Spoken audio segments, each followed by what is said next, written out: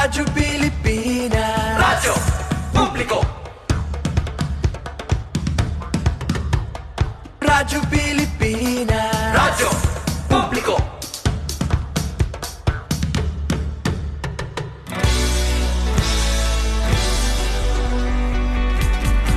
Mahalagang mga balita, napapanahong impormasyon. Kami ang inyong gabay pag may bagyo at sakuna. Serbisyo ng gobyerno kapag may nangangailangan. Mga proyekto ng Pangulo, damang-dama ang pagmamahal niya. Tulay ng mga hinaing, ang problema ng bayan ating lulutasin. Tulay sa himpapawid, tulay ng pagbabago. Radyo Pilipinas, Radyo Publiko. Ng bagong Pilipinas, Radyo Publiko. Radyo Pilipinas, Radyo Publiko. Ng bagong Pilipino. Mga proyekto ng Pangulo, damang-dama ang pagmamahal niya. Radyo Pilipinas, Radyo Publiko. Ang boses ng Pangulo.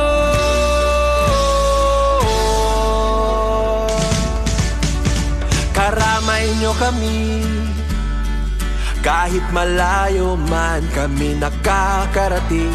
OFW magsasaka, buhay ay iba't iba, san mang lugar ng bansa natin. Tulay ng mga hinaing, ang problema ng bayan ating lulutasin. Tulay sa himpapawid, tulay ng pagbabago. Radyo Pilipinas, Radyo Publiko. Ng bagong Pilipinas, Radyo Publiko. Radyo Pilipinas, Radyo Publiko. Ng bagong Pilipino. Mga proyekto ng Pangulo, damang-dama ang pagmamahal niya. Radyo Pilipinas, Radyo Publiko. Ang boses ng Pangulo. Radyo Publiko. Radyo Pilipinas, Radyo Publiko. Radyo Pilipinas.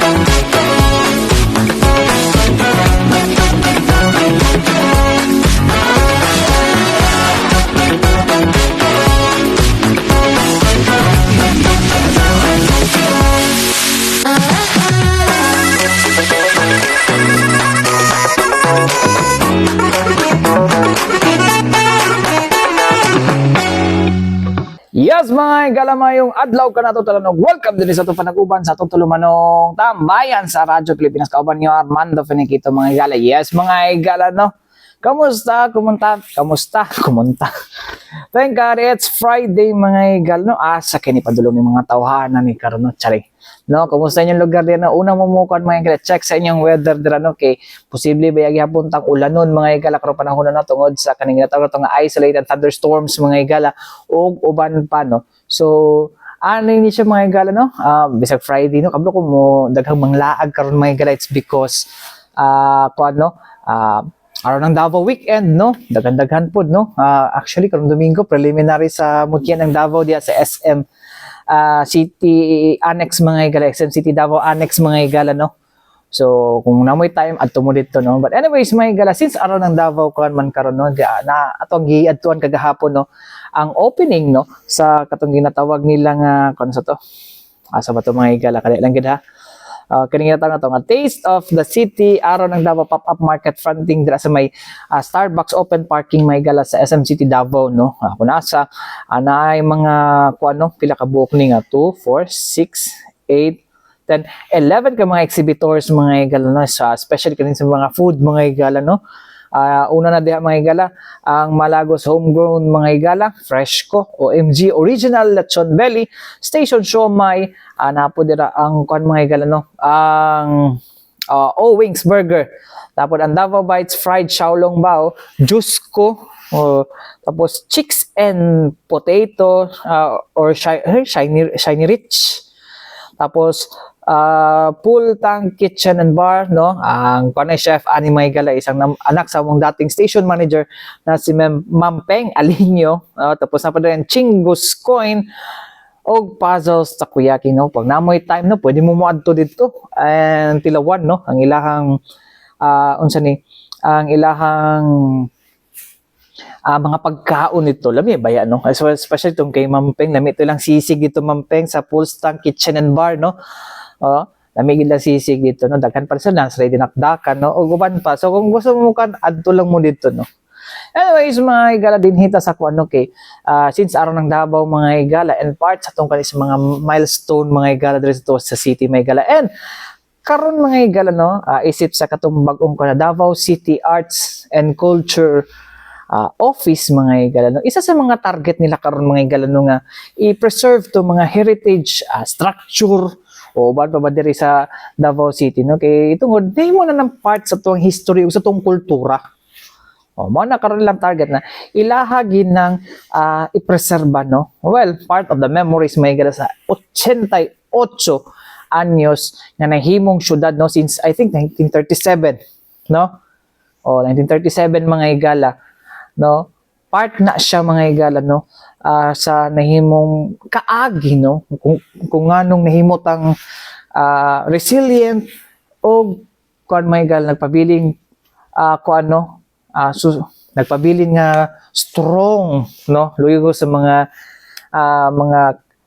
kini pagsulay no luyo sa mga pagsulay nga nakabot nato anyways mga higala niya tama lang nato paminaw no ang ang bagong head ang head mga higala sa bagong tukod na office mga higala na Davao City Arts and Culture Office no sa tuang City Government of Davao no nga si Sir Oka Kasaysay paminaw na to. Actually part siya ng office no to manage. So number one, apart from din sa mga historical landmarks na gisulti karon ni Robert na kadaghanan wala nakabalo na we have two structures in Davao made by our national artist Leandro Locsin. One is the old airport, siya ang gumawa nun, and number two is yung Waterfront Hotel. So we are pushing na magkaroon ng landmarks. So part pa ng cultural mapping na gagawin namin para lahat ng mga historical and cultural heritage of Davao City talagang maiayos. In fact, we're pushing also the San Pedro Circle, no, kasi it's not a square but it's a circle na kung saan magiging heritage site din siya. Kasi ina-identify lang namin and we are binubuo lang namin yung documentation and we will submit it to the National Commission for Culture and the Arts and by it, i-inhale namin siya as magiging kasama na siya sa National Cultural Heritage Property of the Philippines. So, marami po tayong ini-initiate. Siguro gusto ko lang din isang sabihin na one of which is we are pushing Davao City to be one na magbibig tayo as creative city sa UNESCO. Kasi meron lang tayong 3 cities na creative dito sa Pilipinas. One is Baguio for folk arts. Number 2, Cebu City for designs. Number 3, Iloilo for gastronomy. So ngayon, inaayos namin, based on our initial data, ang pinakamarami dito sa ating performing arts. So probably, we're going to push Davao City as creative city for the performing arts. No? kung ano man yun, inaayos pa rin namin. Kasi ang dami talagang performers based doon sa aming data na ginawa, profiling, last pandemic, marami nagpa-enroll na mga nasa performing arts. So, in our arts, mind you, we have 7 disciplines. We have the film, we have the dance, we have visual arts, we have literary arts, we have 7 yun, no? Inaayos namin. So, ang pinakamarami talaga is performing arts. So, kasi pwede siya mag-combine. And we already produce 3, no? National artists, although si Idades dito rin nag-base.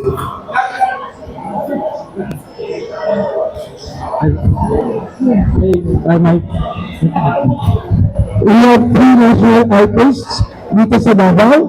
Si Idades, visual arts. Number 2, si Antioco, who is also for the visual arts. And recently, awarded national artist is Agnes Lexon for dance.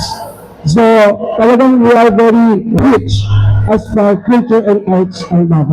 So, mo to mga higala, no?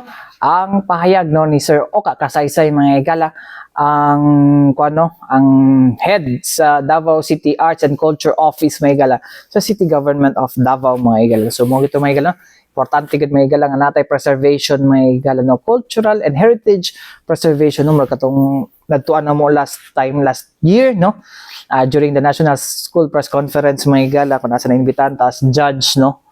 Dito mga higala, no, dito may mga heritage house, kargado sa heritage house buildings, mga higala, ang Karkar City, Cebu. O nang gikuan siya, mga higala, no, deklara siya, no, as kanang heritage city of the South, mga higala, no. So, untay nga anak po to natin nga sa dikay. Ingon ba ya sa tuang kan DOT, mga higala, culture ang pinakadako nato nga pinakadaghan, no, or pinakakusog nato, no, nga tourism attraction diri sa Davao region, mga higala, no. Mo na nga isa siya sa pinakakusog na portfolio. Speaking of tourism, sa to pagbalik ato paminawon, mga higala, no, ang update sa ato ang natad sa turismo diri sa Davao region, no, pinaagi sa ato ang Department of Tourism Regional Director Tanya Rabatan. Unya sa to pagbalik human lang sa mga importante pahinumdom ni ato si Bianan. Yes, mga higala, balik kita diri sa ito panaguban sa itong tulumanong tambayan sa Radyo Pilipinas. Cover niyo Armando Finiquito, mga higala. Anyways, mga higala, medyo relax sa takaroon, no? Di sa kita mo kanong issue, mga higala. Sa Monday na ta magkuan, no, kay tunguran ng kuan lagi, no? Ako lang ibalikon, mga higala, dugod sa issue, mga higala, itong balikon, no, ang katunihimong lecture, no, sa itong Commission on Elections Region 11, mga higala, kabahin sa kining ginatawag na to na ACM, mga higala, kaya ingon mo na pwede ma-hack. Actually, tanang system pwede ma-hack. There's a possibility to nga ma-hack, mga higala, pero actually ang konpod ginanagan naman po itong Commission on Elections ana nga di gina ma-hack, mga higala. So mo na to isgutan sa Lunes, no. Pero karon, mga higala, na ato sang tan-awon, mga higala, no, kay kaganiha, mga higala, sa kuan gipahigayon na kapihan sa Bagong Pilipinas, mga higala, no. Gibutya kaganiha ni Department of Tourism Regional Director Tanya Rabatan, no, nga niabot sa 4 million kapin, no? 4.1 million ang atong tourist arrivals last year, mga higala, no, kung nasa kasagaran niya na, mga higala, gikan sa US, Japan, China, palangga kita sa China, mga higala, Japan, no, napay Korea, napay Australia, United Kingdom, Singapore, Germany. Mao na ang mga isa sa mga nagaanhi diri sa tuas Davao region, mga higala. So tapos daghan pa tong mga kuan, mga higala, no, nga atong kuan tas mo tuwing na to nga cultural tourism ang kusog sa ato din, no, mo na nga daghang manganhi sa tuas Davao region, mga higala. So anyways, mga higala, di na kita maglangan, mga higala, ato ana pasadahan, mga higala, ang update sa atong turismo karon panahon, mga higala, pinaagi sa ato ang Regional Director sa Department of Tourism na si Ma'am Tanya Rabatan. Paminawon nato. And for our domestic routes, may connection tayo with Clark. Manila, we have multiple flights daily. We're connected to Katiklan, Tacloban, Siargao, Cagayan de Oro, Iloilo, Bacolod, and again, multiple flights to Cebu, and then, of course, Bohol, Zamboanga, and Puerto Princesa. We closed 2024 with a total distribution of travelers of 4,155,581. And our top key foreign markets for 2024, at the top of the list is USA, followed by China, Japan, Korea, Australia, Canada, UK, India, Singapore, and Germany. Ang ating product portfolio po dito sa region, we are very strong in culture. Marami po tayong offerings na culture and of course, nature, sun and beach. We have a very long coastline. No? We have 173 kilometers of coastline. And farm tourism, and then dive and adventure and MICE.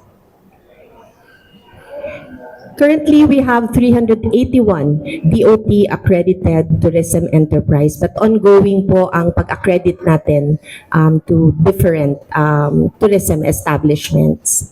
And of course, DOT's primary mandate is on standards and regulations. So we regulate all our tourism related enterprises.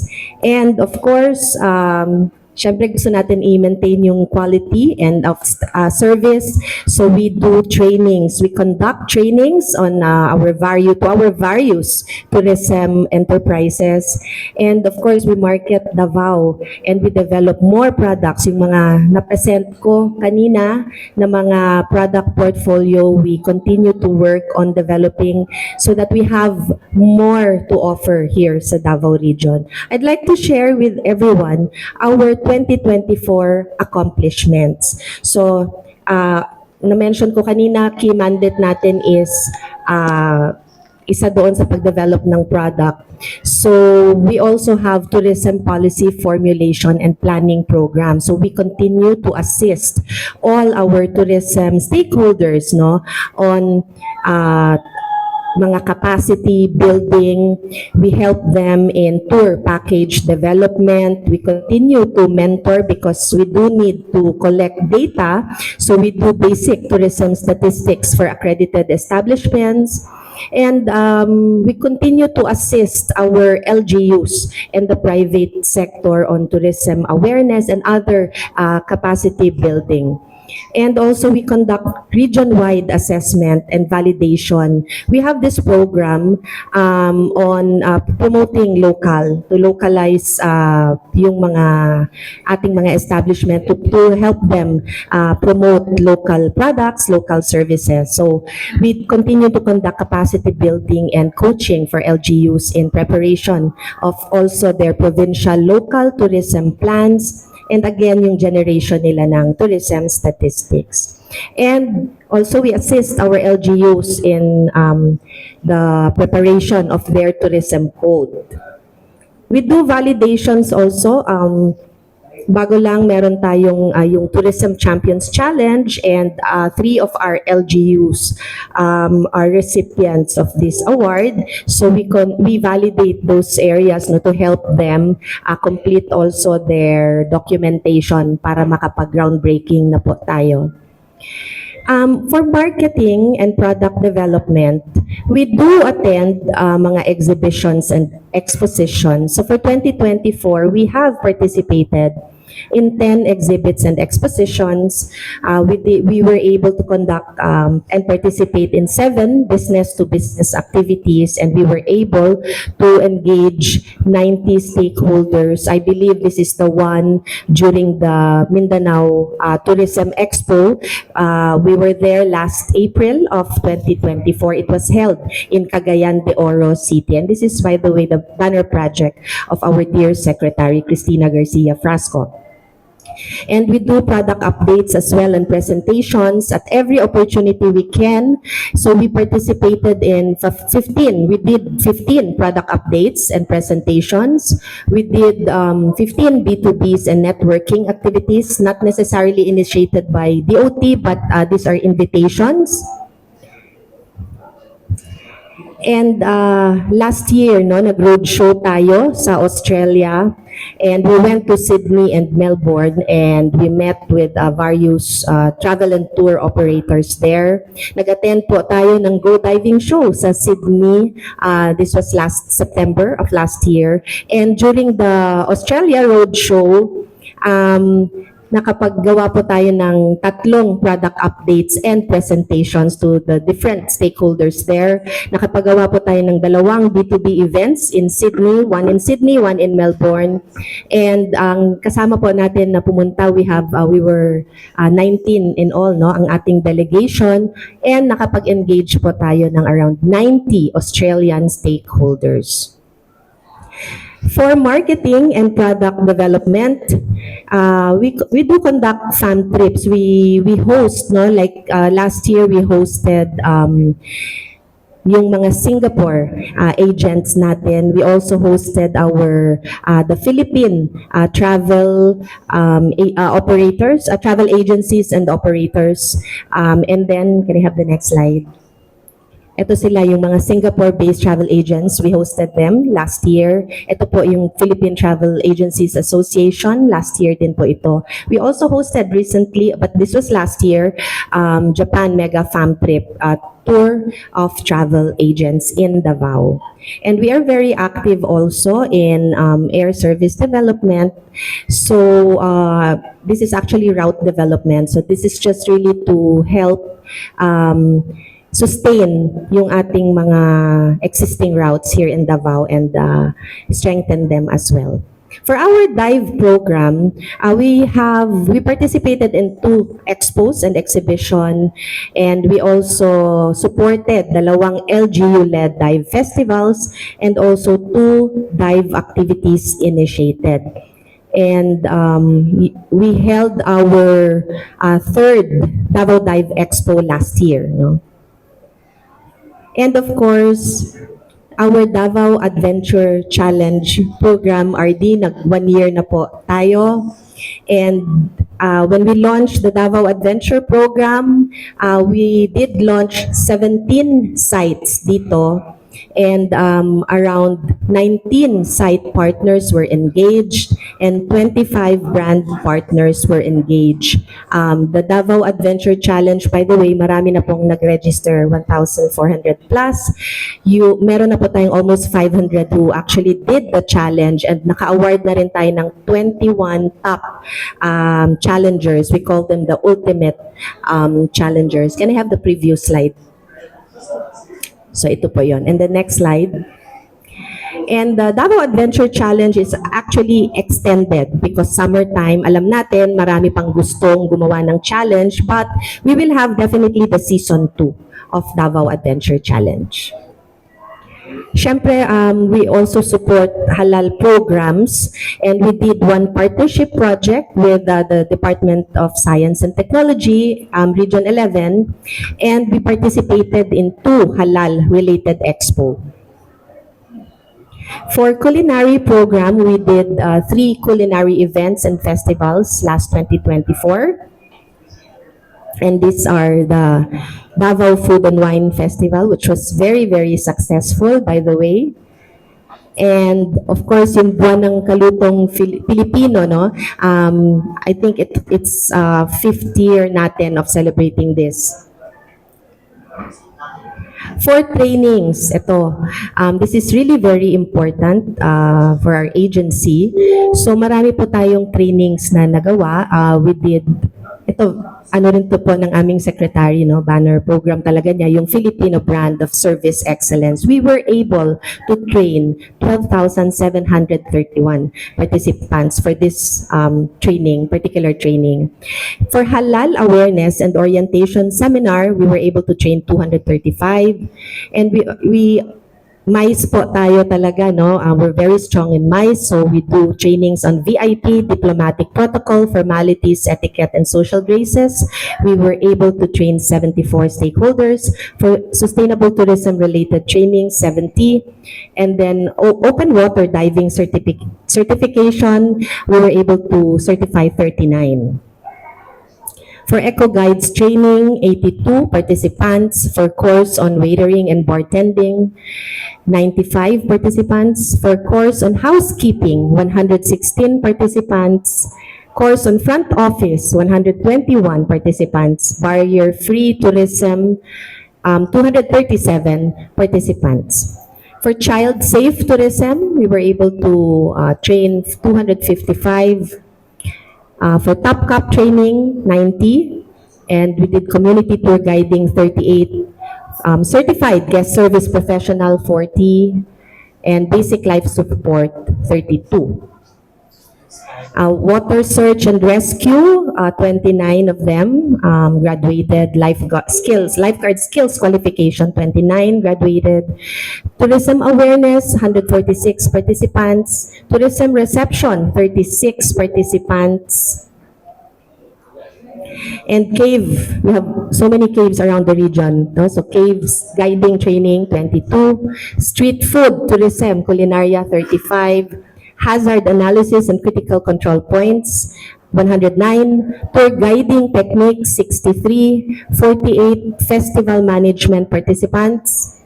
And because we did so much hard work, no, our training team, marami po tayong award na garner during the 7th Gawad Tagapagsanay Awards given by the Department of Tourism, recognizing the regional offices and our training champions. So ito po yung mga awards natin, no. Nag-champion tayo sa restaurant and food sector, sa MICE na training, and for the minor awards, we have Certifier of the Year, Barrier-Free Tourism Advocate, Tourism Works Advocate, Safety and Security Advocate, Gawad Tabang Awards, Gawad Pagkilala at Pasasalamat Award, sa Commendation Award, and the most number of trained participants award. It's actually a major award. For tourism standards development and enforcement, our standards team continue to move around the region to do orientation and of course accreditation campaign. And ito po yung mga napuntahan namin na mga lugar around the region. Next slide, please.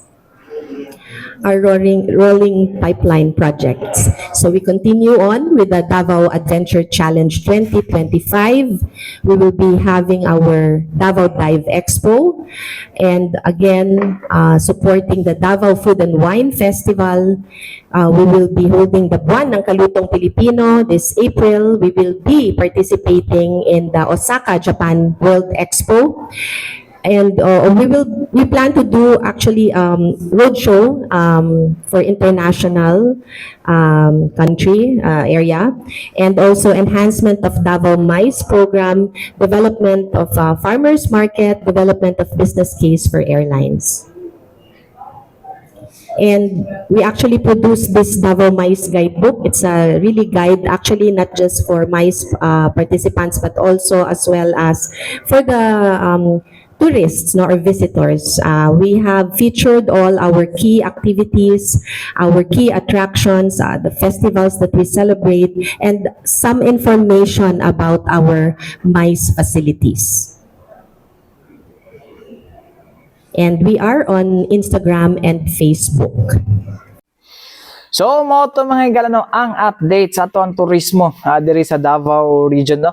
Ang gibutyag ni DOT-11 Regional Director Tanya Rabatan, mga galasipay kayong kapiyan sa Bagong Pilipinas sa pagpanguna sa the Philippine Information Agency, mga igala. So din na ako dugangan, mga igala. It's because komprehensibo ang presentasyon, mga igala, no, o ang pag-present ni RD Tanya Rabatan, mga igala, sa maong ways forward, no. So there is no need no, for me to add, kay dili man ko taga DOT, taga Radyo Pilipinas man ko. Radyo Pilipinas, radyo publiko. Pero ako naghatod sa inyo no, para sa kita makabalota kung unsay angay or unsa atong gina-expect may galon sa nata sa turismo kay dili sila nga daw kuno boring daw kay turismo daw diri sa Davao do dili kay walay liquor ban daw, especially sa Davao City dili lang man inom-inom mga tuon sa turismo. Syempre nature daghan ta diri sa Davao City, no? So kana nga siya nga klase nga mindset may gala para ra gidas pala hubog mga gala lahi po tong gusto relax, walay saba, no? Kato siya, lahi po siya nanatad sa turismo. So, dili siya bagay diri sa Davao City. Dito siya bagay sa ubang mga lugar na ay nightlife. No, so, kanya-kanyang trip lang yan. Kanya-kanyang trip lang tayo. Kung usay gusto sa mga tao. No? So, as she said, vibrant ang ato ang tourism scene diri sa Davao region. Anyways, may galaway tayo kung oras sa ngalan sa Tibok Persa sa DX sa Radyo Pilipinas, sa Radyo Publiko Davao, may galaw ko yung nakaban Armando Feniquito. Alang sa tambayan sa Radyo Pilipinas, hangtod sunod na usab. Daghang salamat o mayong adlaw mo sunod na ang balitang pambansa.